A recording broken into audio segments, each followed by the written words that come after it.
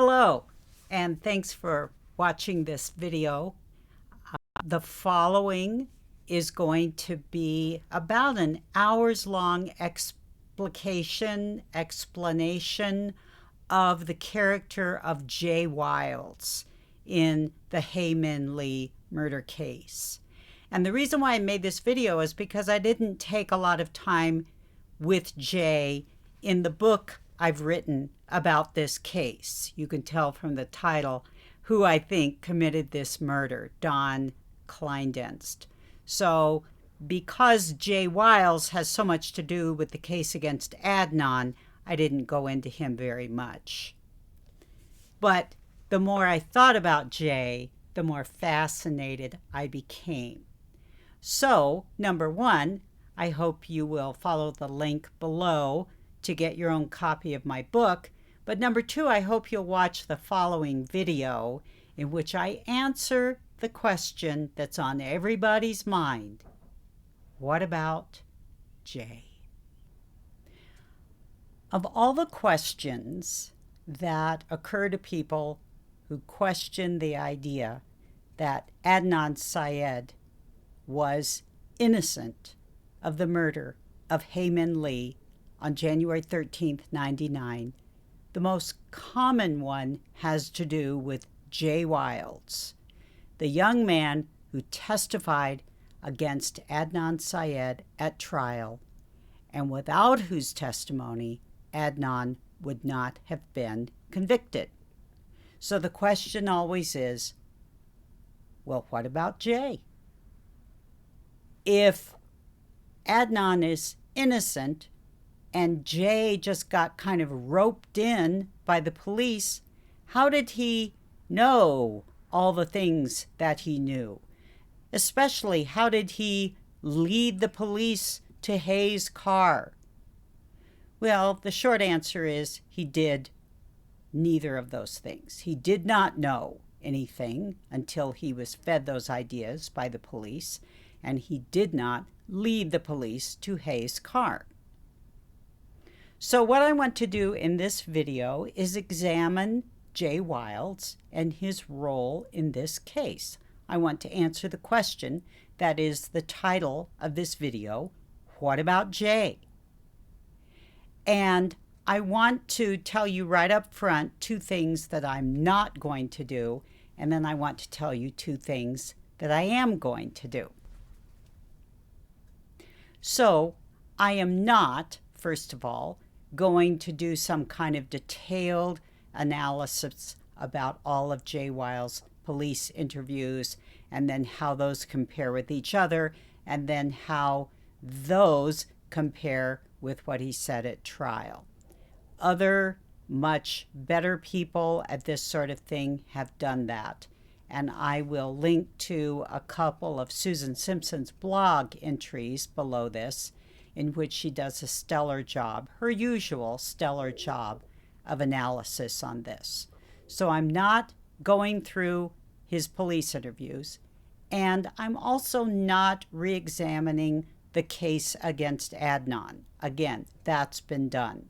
I believe with all my heart that Adnan Syed not only is innocent, but that he knew nothing until the police pulled him in on February 28th. He knew nothing about who had killed her. I mean, he didn't know anything about who had killed her on February 28th, but he certainly knew that it wasn't him. Okay, so I'm not going to do those two things, but here's what I am going to do. Number one, I want to do kind of a character analysis, a background analysis of Jay, sort of trying to figure out what made him tick. I don't have a lot of information, but I pulled together some sources that I think shed at least some light on how, at age 19, Jay Wilds ended up living with his grandmother in a very apparently sketchy neighborhood with no car, no real job. He was dealing pot, but that doesn't count as a job. No real prospects for the future. How did that happen? And then I also want to correct what I see as three big misconceptions about Jay. So let me just list them here real quickly before we plunge into the main part of this material.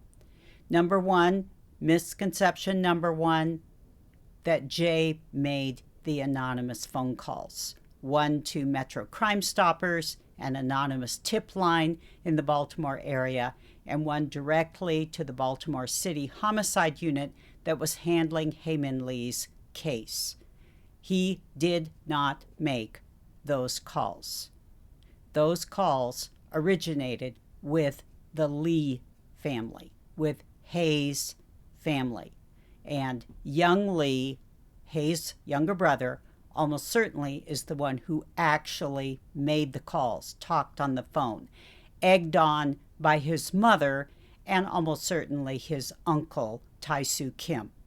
And I go into great detail in the book about how and why I think the Lees did this. Jay did not make these calls. That makes no sense. So I'm going to go into that a little bit.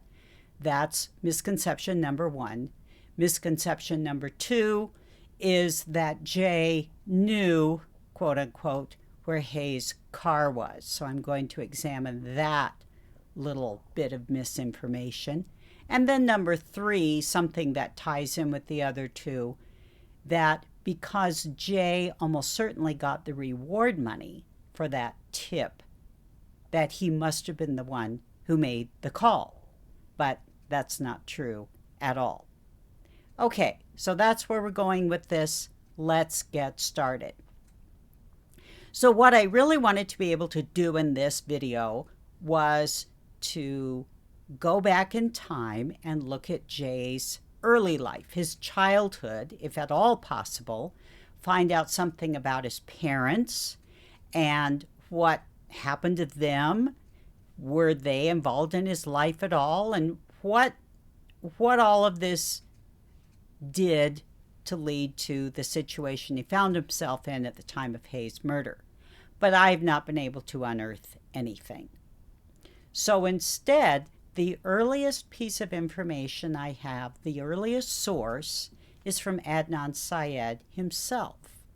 And this is from, we're going to start out with some information from a letter that Adnan wrote to Sarah Koenig, who of course was the producer and main narrator and writer of the serial podcast that got the whole world interested in this case, starting in October 2014.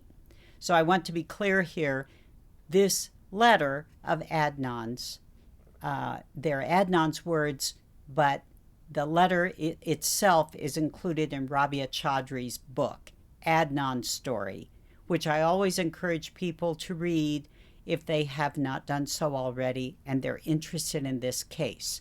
So they're Adnan's words, but they're quoted in Rabia's book, just to give full credit here. So the reason why Adnan wrote this letter is that this took place during the early stages of This American Life's, which is the long-running National Public Radio program, had made the decision to do some kind of long-form, multi-part story spin-off from the original. And they were going to call it Serial. And so they needed a story. I'm not going to go into the whole background here because if you're watching this video, you're probably already quite familiar with this case, that This American Life was looking for a story, and at the same time, Rabia Chaudhry's email landed in Sarah Koenig's inbox, and they thought, this might be a good first season story to pursue. But Sarah Koenig said, look, I don't want to spend a year of my life examining a wrongful conviction case only to find out in the end that the guy was guilty after all. Now, that is kind of the conclusion she came to, but that was, of course, going to be much later in the process. Here, we're at the point, probably in 2013 sometime, when the decision is being made. So Sarah reaches out to Adnan via Rabia, I'm sure, and says, look, I think that this has possibilities, but what about Jay? I don't understand. How can you be innocent when you have this eyewitness who testifies against you? So Adnan writes this letter explaining how his relationship with Jay Wiles came about. And interestingly enough, he starts the letter by talking about Stephanie McPherson, who is actually a very important figure in this story and who has never spoken publicly, never given an interview, did not testify at trial. There is some brief police interview of her, I think, buried in the files from February 1st, 1999, when the Baltimore County Police came to Woodlawn High School and interviewed a bunch of students and teachers. And we do have one statement from her that's like third hand, in which she says, well, I don't understand if Adnan was innocent, why he never reached out to me, why he never contacted me after he was arrested. And that's about it. That's about it. She has always refused to be interviewed, to appear in public in any way. As far as I can tell, I'm not giving any direct information here, any specific addresses or anything, but she still lives in the Baltimore area, and she is, at least from what I could see, still single. And that's all I know about her. Okay, so what does Adnan have to say about Stephanie, and how does she play a part in this story about Jay Wiles? So Adnan says that he and Stephanie went to the same middle school. I believe it was Johnny Cake Middle School. That's also the name of the street where Adnan's family lived. And he and Stephanie were the same age and kind of flirty with each other, good friends. And then in 8th grade, he and Stephanie decided to be boyfriend and girlfriend, as he puts it. And that seems to have involved nothing more sexual, shall I say, than his going over to her house a lot and playing basketball. Playing basketball with her because she was a very good athlete. So they carry that on through their 8th grade year, and then that summer, the summer before they're going to go to high school, they kind of go their separate ways. Adnan says they didn't see each other much that summer. Stephanie was off at basketball camp, so she was using her time well. And then Adnan says that he and his friends had managed to get fake IDs, and they were going clubbing. Now, I shouldn't let myself get pulled onto this rabbit trail, but I will just say I find this very bewildering. Going clubbing is not the same thing as sneaking into a bar and ordering a beer with a fake ID. I'm assuming this is a nightclub with a cover charge and a minimum drink order, and those drinks ain't cheap. These would have been 14 or 15-year-old boys. Any bouncer worth his salt would have known they were underage, but I guess if they had an ID, he wasn't going to turn them away because that would mean loss of profit for the club. And I believe at this time in Maryland, the legal drinking age was 21. I looked this up back when I was looking into the Brett Kavanaugh, Christine Blasey Ford story. Maryland had a very strict age limit on drinking. So I don't know where Adnan was getting all this money. I think he was not getting it from the mosque offering boxes. And I'm wondering how he managed to evade the watchful eye of his mother, Shameen. But anyway, that's what was going on the summer before high school for these two figures. They meet up again at Woodlawn High School, and they decide to just be friends. And then shortly after that, Stephanie starts dating Jay Wiles, who is a sophomore at Woodlawn. Now, I think I better stop here for just a second and talk a little bit about the culture at Woodlawn, because when Adnan and Stephanie start going there, they are in the magnet program. And apparently, according to what Jay said later, this was the first year of the magnet program. And this was before that kind of advanced, enriched program for highly gifted, highly academically gifted students was all that common, because we're told that this magnet program at Woodlawn drew students from all over the Baltimore area. So Jay says in an interview that he gave to The Intercept in December of 2014 that when the magnet program came in, Woodlawn got rid of all the vocational classes. The implication being that those were classes that Jay was attending. And he says that the magnet kids had their own classrooms, and the only time that we could mix with them was in the hallways and at lunch. And he sounds to me kind of bitter about the whole thing. And yet, here he is getting romantically involved with one of those snooty patootie magnet kids, Stephanie McPherson, the golden girl. She is gorgeous.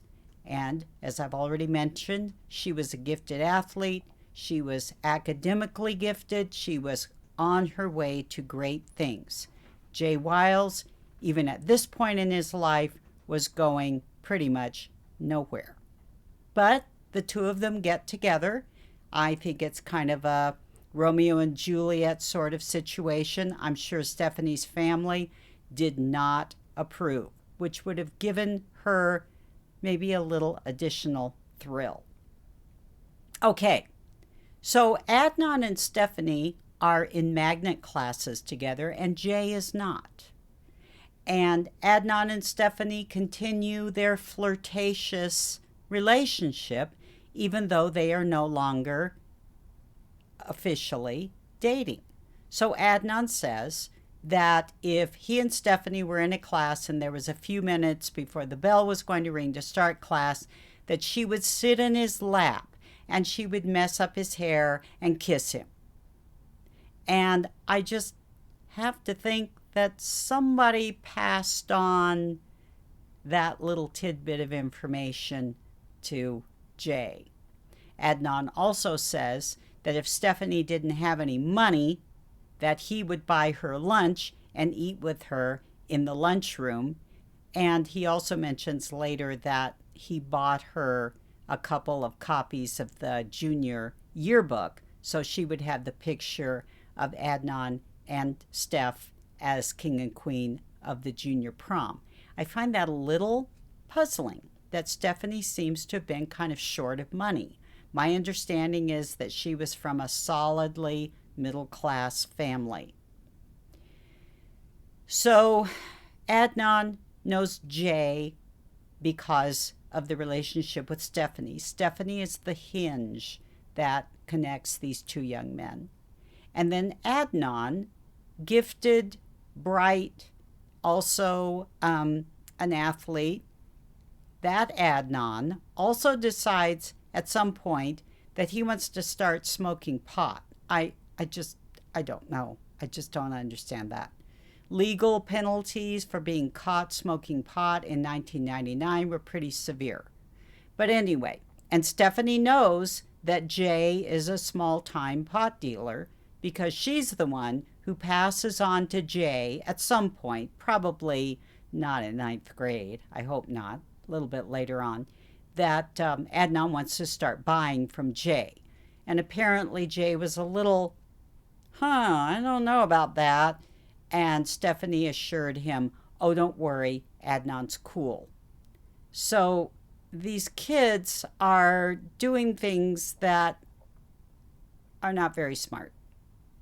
But anyway, the relationship between Adnan and Jay really comes about because Adnan is buying from Jay, and they spend time together. So let me quote from this letter. Adnan says in it, "Looking back, I always knew that Jay was jealous of my relationship with Stephanie. He would ask me things when we were smoking weed, like, 'Man, would you tell me if you were screwing Steph?'" Note, he doesn't directly ask. And 2, "She talks to you on the phone more than me."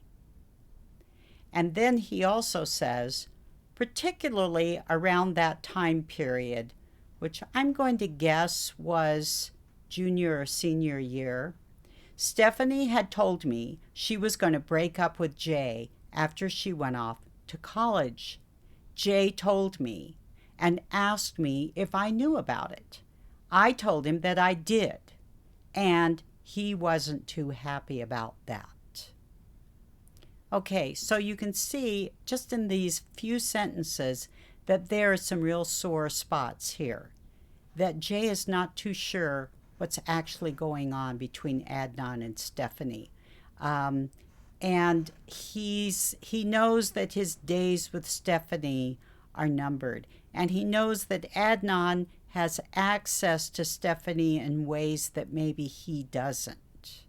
And it sounds to me, especially once we get into senior year, when Stephanie has let it be known that she is only going to keep dating Jay until she leaves for college, that this is a relationship that's just kind of being kept going by inertia, by Stephanie's not wanting to hurt Jay's feelings. I don't know. So anyway, I ran across an image we've all seen. I'll put this up on the screen here. But we've all seen, I think, that picture of Adnan and Stephanie as prom king and queen of the junior prom. But I ran across this image on Reddit, and I have no idea where it's from, and it has no caption, but the note that is next to the picture is clearly from Stephanie, and look what it says. "Hey Adnan, we go way back, don't we? It's been cool, hasn't it? Don't change, okay? What could have happened, we will never know. Love always, Steph, Eve." Isn't that an interesting little note? And of course, the junior prom was the first date for Adnan and Hae. So this note is kind of bitterly ironic, I guess. Okay, so you can see just from these few little tidbits that Jay had every reason in the world to be resentful of Adnan. Who does he think he is? He dated Stephanie before I even met her, and they're still messing around with each other. I wonder what's going on. But if he pushes it too hard, maybe Stephanie will just break up with him and not wait until she goes off to college. So he's kind of in a stew, I think. By the way, interestingly enough, Stephanie is not the only young woman with a future who's in Jay's life at the moment, and because he also is involved as a best friend with Jennifer Pusateri, who will end up getting drawn into this case as an unwilling witness. I'm not going to get into all of that. But I think it's just an interesting thing to note that Jennifer Pusateri, who was Jay's age, so by the time Hae was killed, she had graduated from high school also, she was going to college. She was going to the University of Maryland at the Baltimore campus. She was a member of a sorority, and she had a job. And yet she was also palling around with Jay and almost getting caught by the police when they were dealing drugs. She says in the HBO documentary, you have to understand that pot dealing was a big deal back then. well, then, Jennifer, why were you getting involved with it? It just makes no sense to me. But Jay is a pretty glamorous figure. He's the bad boy. He's a very handsome guy, tall, well over 6 feet, I think 6'4" or 6'5", tall, thin, beautiful smile, and he must, at least at the time, have had a pretty magnetic personality. So that's the romantic background here with Adnan, Stephanie, and Jay. And I have to believe that this element of sexual jealousy played a part in Jay's willingness to get up and testify in court, lying his head off, saying things that he knew, he had to know, were almost certainly going to put Adnan in prison for life for murder. There were, of course, other reasons why Jay did what he did, but I think we cannot discount this initial jealousy element. All right, so with that in mind, let's go on to this idea that Jay Wilds made the anonymous phone calls that ended up getting Adnan pulled into this case. Now, you have to remember there are 2 anonymous calls. We know this now. This is well documented in Rabia's book, that there was an initial call on February 1st or perhaps January 31st to an organization called Metro Crime Stoppers, which was specifically set up as an anonymous tip line that also had the possibility of a reward offered to it if your information was accurate and resulted in an arrest and indictment. And then there was a second call on February 12th directly to the homicide unit at the Baltimore City Police Department that was handling Hae's murder after her body had been found in Leakin Park, and therefore the case had been transferred over to their jurisdiction. And there's always been this idea that Jay made these calls because, number one, he wanted to distract attention away from himself and to Adnan, and number two, he wanted to collect the reward. Neither one of these reasons is valid at all. Neither one of them had any relevance at all at the time that the calls were made. In fact, one could say that without these calls, not only would Adnan not have gotten pulled into the case, neither would Jay. Remember, Jay is only pulled into this case because the police realize that Jay is connected to some of the calls made from Adnan's cell phone on the day of the murder. So if Jay was trying to distract attention from himself, he did the exact opposite. But he actually had no reason to make those calls at all at the time. So what I'm going to do here is I'm going to read you an excerpt from a podcast it's now named Truth and Justice. At the time it was called The Serial Dynasty, hosted by a man named Bob Ruff, who is an excellent and dogged investigator. So I don't mean at all to belittle Bob Ruff. I have great respect for him. But he falls into the same trap as Rabia Chaudhry and her fellow podcasters, Susan Simpson and Colin Miller, in thinking that Jay made these calls. The timing is wrong. The reasoning is wrong. Let's see what Bob says, because this is so clear in the mistake that is being made here. So he starts out by saying, this is from episode 18 of his season 1. He says, I believe Jay had nothing to do with this crime. I believe he knew nothing about this crime, and his testimony and subsequent confession were completely coerced by the police. Okay, that is perfectly true. I am with you, Bob. That is exactly what happened. Now, without a pause, The very next sentence is, so let's walk through a theoretical timeline of Jay as the tipster. February 1st, he calls in with a hope to cash in on the reward money and says that he thinks Adnan did it. Now, as I've said many times, these two things cannot be true at once. That Jay knew nothing about the crime, but he called in a tip about the crime. February 1st, no one except the killer even knows Hae is dead. And Jay's knowledge about this whole situation is very minor. He knows that Hae has disappeared, and he knows who Hae is. He certainly would have heard about this disappearance from Stephanie, possibly from Adnan, as he's selling Adnan weed and driving around town and all that kind of thing.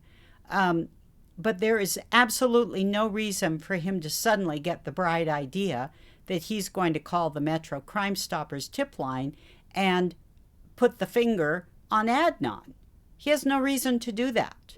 And he would know, by the way, as someone who had many brushes with the law by this point, how this tip line worked. It was not a matter at all of just making a phone call and then you get a check in the mail. That's not the way it worked. You had to call in, give your tip. You were not recorded and your contact information was not collected. You were given a number, an ID number. That was all the ID that you got. Then, if your tip paid off, and if the person you named was arrested and indicted, then you had to call back in with your number. If you lost it, if you forgot it, you were out of luck, you call back in and you said, hey, I'm caller number, and this is a made-up number, 54472. And the person I named in my tip has now been arrested, so I'd like to collect my money. And then arrangements would be made to meet up with you and for you to be paid in cash. The whole thing would be anonymous. But just note one thing here. The police department that was handling the case would also know that ID number, because there were regular meetings between Metro Crime Stoppers and the relevant police departments to evaluate tips. Just keep that in mind.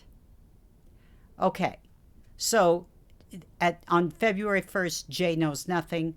There would be no reason for him to have made this call. It makes no sense. I cannot figure out why smart people, such as the ones I've already mentioned, still think that Jay made these calls. So the February 1st call goes to Metro Crime Stoppers. Baltimore County would have gotten that call, and then that information would have been passed on to Baltimore City when the case was transferred to them after Hae's body was found in Leakin Park. And February 12th, there is another call that is directly to the Baltimore City Homicide Unit, and we have the famous memo by Detective Daryl Massey. Daryl Massey tells us in that memo who made that call. He says it was a young Asian male. There is only one young Asian male associated with this case, and that is young Lee. Now, Massey got his age a little wrong. He said age 18 to 21, and young Lee would have been at most 16. But you have to remember that Massey is having to give it his best guess on the basis of two very short phone calls. And there's been this theory out there that somehow Massey just fabricated that memo. I don't understand. Why would he do that? There's no reason for him to do that. He got the call, and it was from young Lee. Okay, I'm beating a dead horse here. Let's keep going. So that's the first misconception, that Jay Wiles made the anonymous phone calls. If you're interested in my reasoning about why I think the Lee family originated those calls, please look at the chapter in my book on the Lee family's involvement. And by the way, I mean no disrespect or condemnation of the Lees when I say that they are the originators of those calls. They were working within the system. They honestly thought that Adnan was guilty. They still think that today, by the way. Okay, on to the second misconception, which is the idea that Jay knew where Hae's car was. And so he must have been involved, right? Wrong. Jay was fed this information just as he was fed all the other information. And by the way, I said that I was not going to go through his excruciating police interviews. So I mentioned at the beginning, and I will mention again here, that I've linked to a couple of blog posts by Susan Simpson that you can consult. Okay, so let's go on to this car situation. Now, I lay out very clearly in my book that that car had to have been hidden for approximately 6 weeks, from January 13th till February 24th, at a location associated with Don Clinedinst, whom I believe, and I think I have laid out a good case in my book, whom I believe was Hae's killer. And then he had a group of people who helped him cover up the crime, including, most specifically, his mother, Anita Baird, who lived less than half a mile from her ex-husband, where Don lived.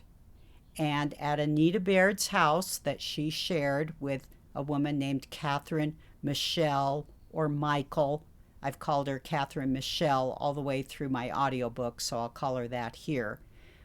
Their house had a garage. I think that's where Hae's car was all that time. Baird and Michelle were romantic partners at the time. They married as soon as Maryland made same-sex marriage legal. From what I've been able to determine now, though, in 2025, the two women are divorced. That may or may not be relevant to what someone might be willing to testify to today. So the car could not possibly have been parked where it was found for 6 weeks. So I'm going to pull up a picture here of the car, and I want you to look at it as we continue talking about this situation with how did Jay know, quote unquote, where this car was. Okay, so the first shot is from the front, and you can see a couple of very interesting things about this car, and then we'll look at the rear view. Probably the most important thing as far as how long that car could possibly have been sitting there is the fact that it still has its aerial.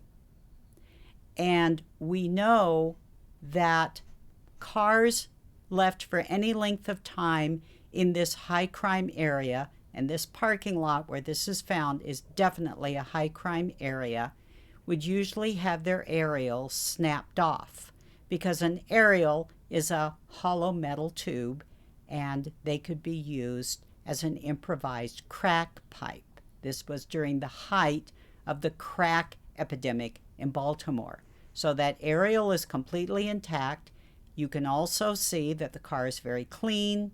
The windows are completely clean, and you can see grass in the treads of the tires, and you can also see that there is green grass underneath that car, whereas next to the car is a patch of bare dirt and dead grass.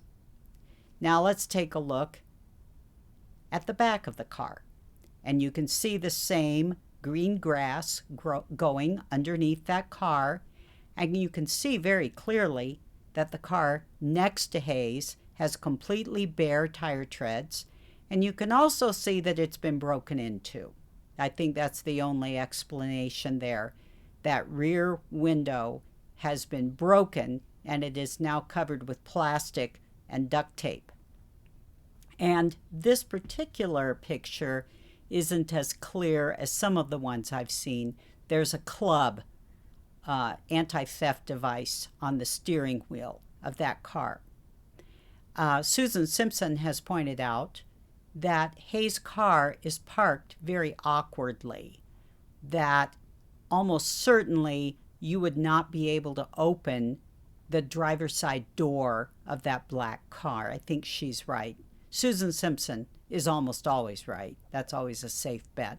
So in order for the owner of that car to get in and drive it off, he would have to go in from the passenger door and scoot over. So the green grass is very telling.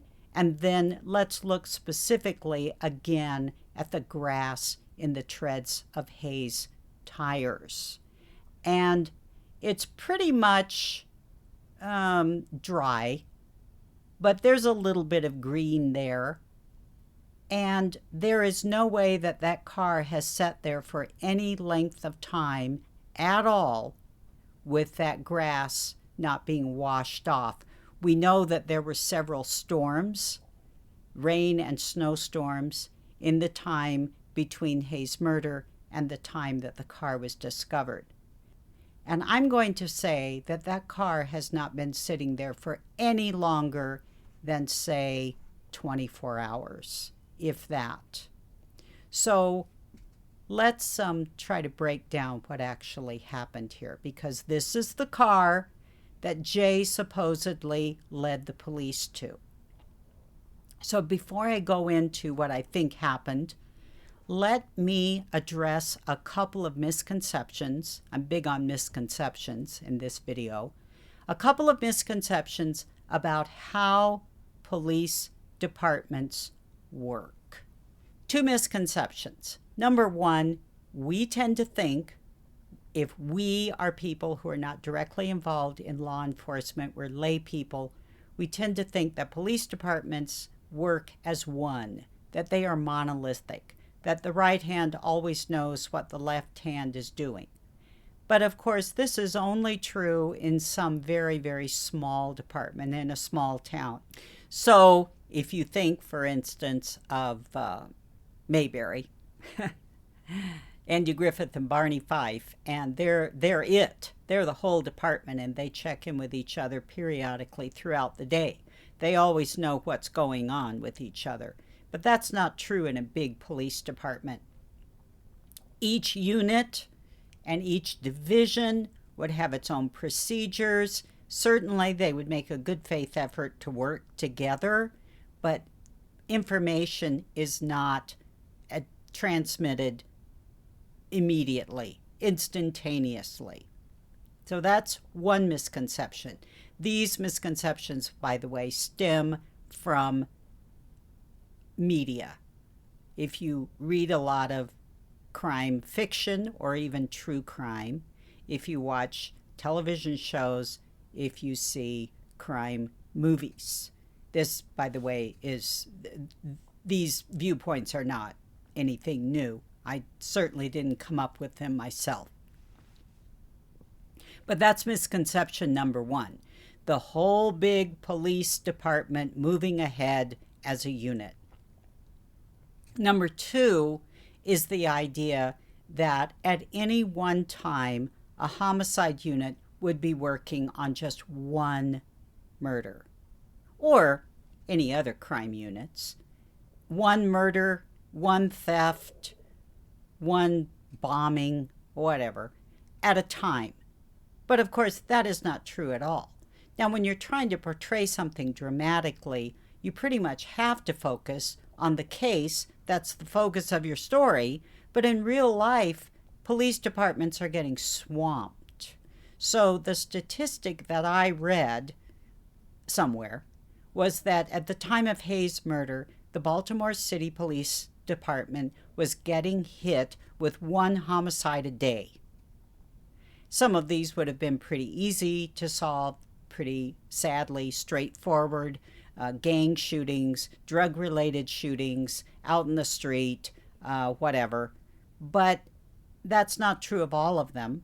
And I don't know how many units, homicide units, there were at the time, but we can safely assume that when Hae's case is transferred to the unit that includes detectives Ritz, McGillivray, and Massey, along with others, that they already have, let's say, at least half a dozen cases sitting on their desks, and probably more.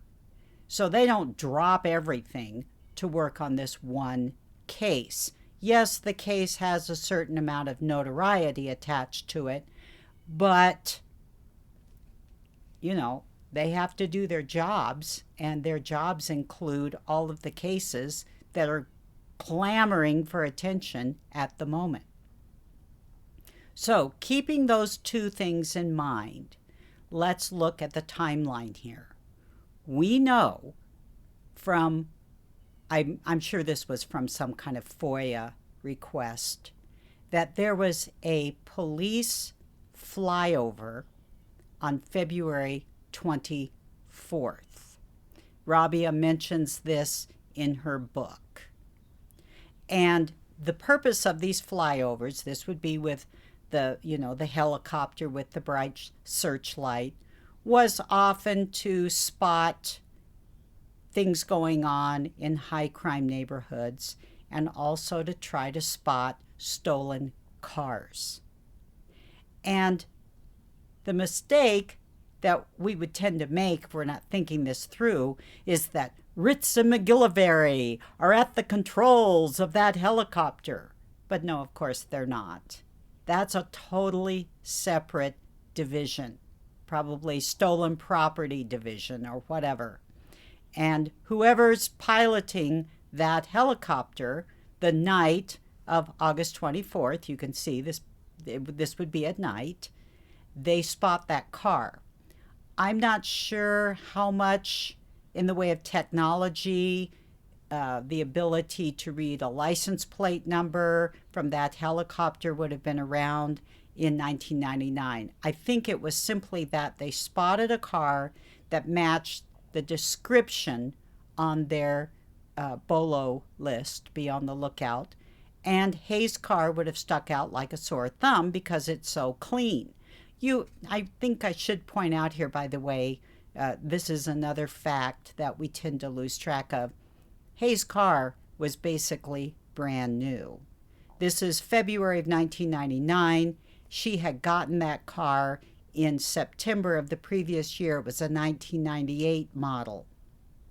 It had been given to her by her mother and grandfather. It's the grandfather who owns the car lot, not her uncle.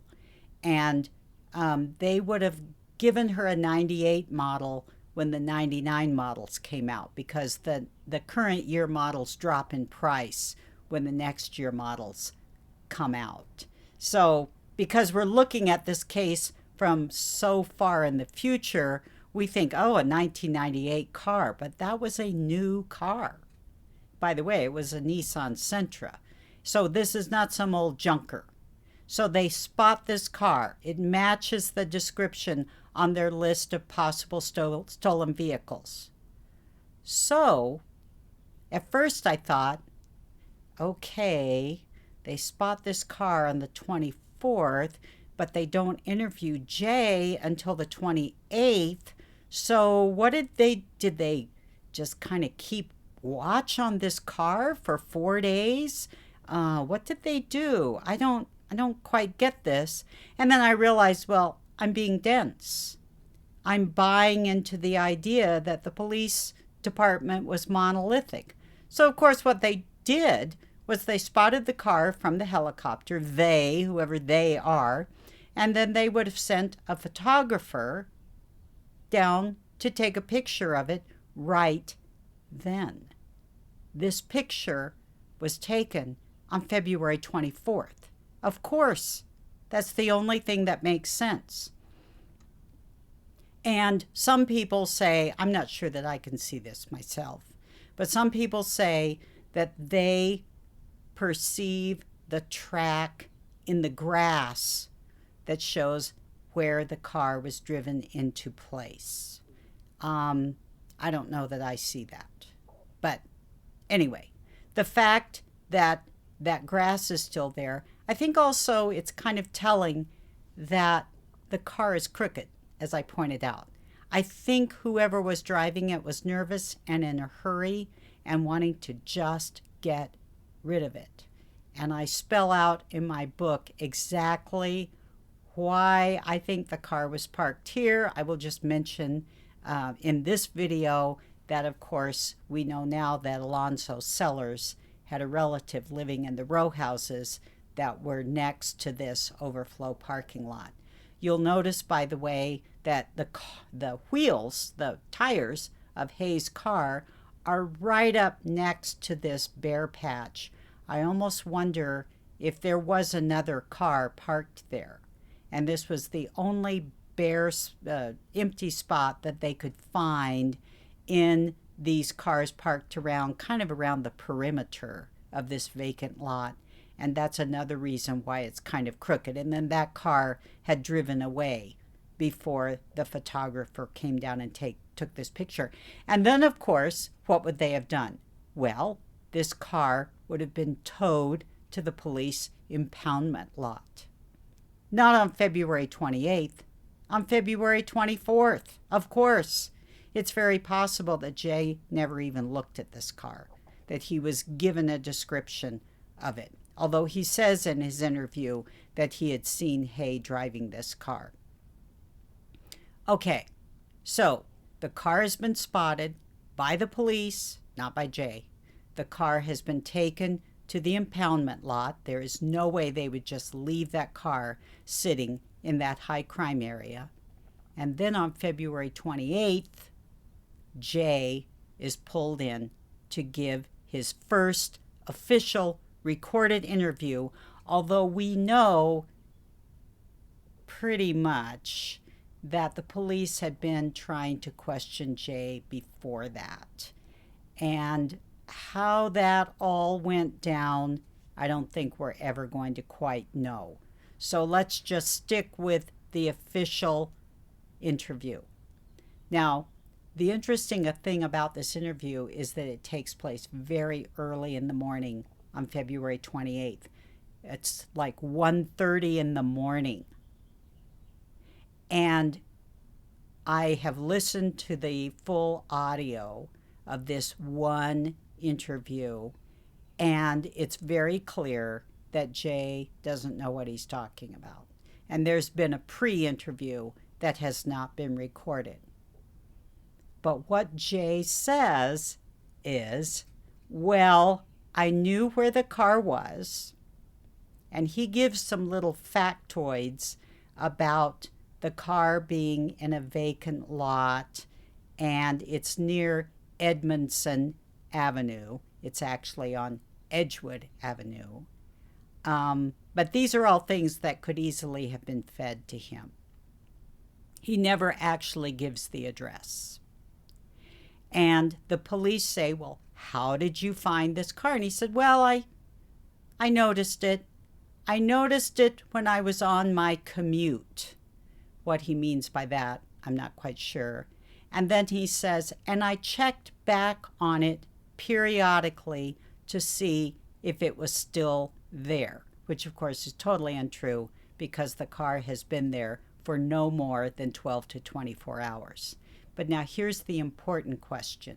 He's asked, when is the last time you saw the car? And he says, 4 days ago, February 24th. Oh, that's the same day as the flyover. And I believe the same day that that car was checked in at the impoundment lot. So if anybody says, wait a minute, wait a minute, this car was put in this lot on February 24th. There it is in Jay's police interview. He saw it on February 24th. So they can have some kind of plausible something or other about it. But Jay knows nothing about this car until February 28th. Interestingly enough, the interview ends around 3:30 or 4 with the police saying to Jay, "Are you willing to take us to the car?" And he says, "Yes." And that's where the interview ends. Guess what happens only a couple of hours later? At about 6 in the morning, Adnan Syed is arrested. So Jay has his first interview. The car is officially found. And now the police feel free to move on with Adnan's arrest. Okay.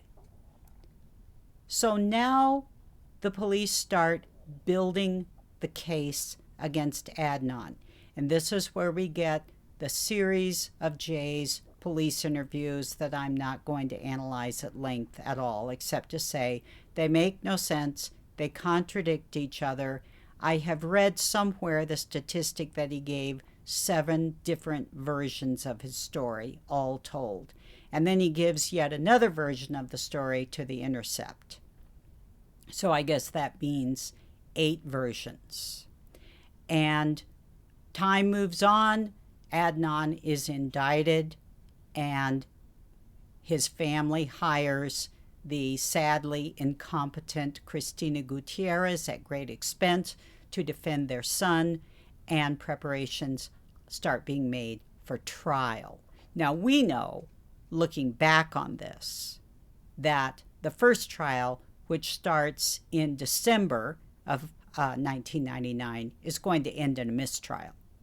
But they don't know that, of course.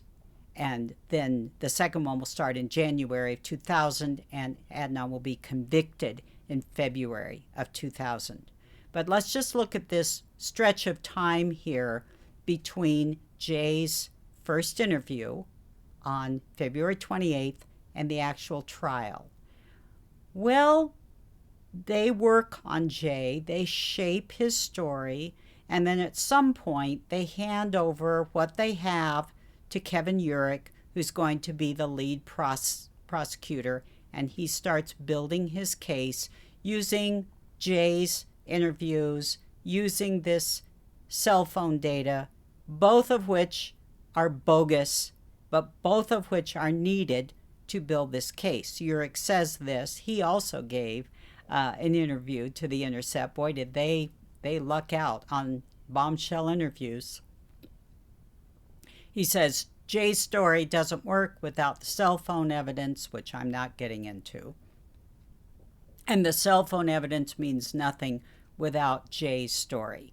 And of course, as I say, they're both bogus. They both fall down. The case against Adnan is completely nonsensical. But the police need to do something before trial. They need to get Jay a pro bono lawyer, and they need to get him some kind of immunity or plea deal. And they do that. The deal is signed September 9th, 1999. Jay gets a really very good lawyer named Ann Benaroya, who I think honestly thought she was doing a good deed, and actually is getting kind of played by Kevin Urich, is the consensus here, that he needs for her or somebody to get Jay to feel nice and cozy and comfy. But if you read the plea deal, it says very clearly one of the conditions is that you testify truthfully at trial. And if you don't do that, then this agreement will be withdrawn.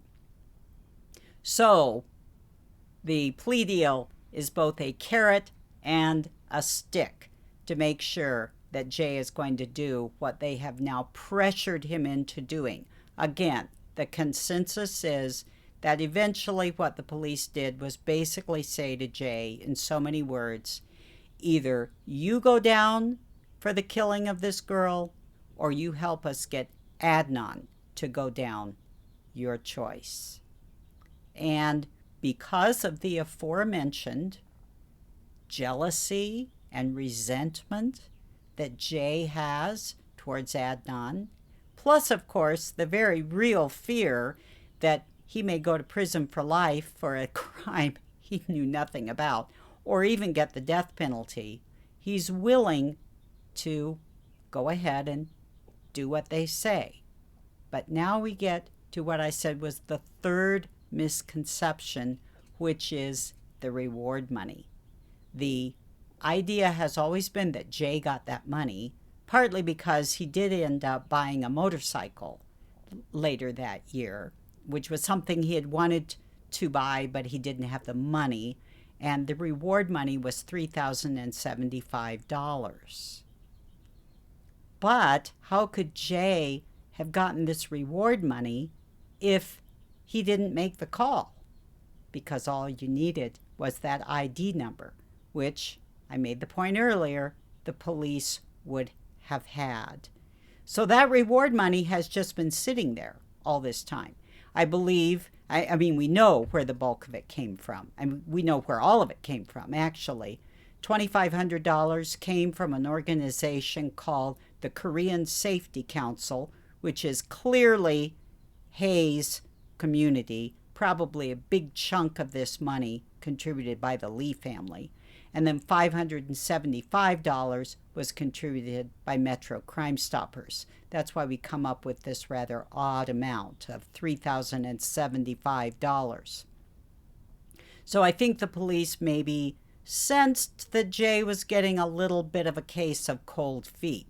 Yes, he would get up and testify, or his plea deal will go down the drain, but maybe he will soft pedal it a little bit. Maybe he's starting to get a little bit of a minuscule attack of conscience. And so they say, hey, you know what? We can get you that reward money. It's just sitting there, and you're helping us. You might as well have it. 54472, here you are. Call them. And we know from the tip that the former employee of Metro Crime Stoppers passed on, this is all documented in Rabia's book, that the reward was indeed paid out. And she says, I'm assuming the caller is a she, I don't know why, she says it was paid out to the caller. But of course, she can't possibly know that. All she can know is that the ID number was the same. So Jay gets the money, I believe, and then Jay goes on to testify, and how he could do this, well, as I say, the mixture of fear and resentment would have been enough. I do take a little bit of joy in the fact that he had to endure 5 days of sitting on the stand and being questioned by Cristina Gutierrez. At one point, he turned to the judge and he said, "Can you tell that lady to quit yelling at me?" Some of her questions are so roundabout that he has no idea what she's even asking. And in the end, of course, Adnan is convicted. And Jay goes on to the same sort of life that he's had before. We know from the HBO documentary that he assaulted a girlfriend violently sometime after this, that he ended up moving to California, had a number of brushes with the law out there. I believe he is now married and has a couple of kids. So that's the story of Jay. I hope I've answered the question, what about Jay, to your satisfaction.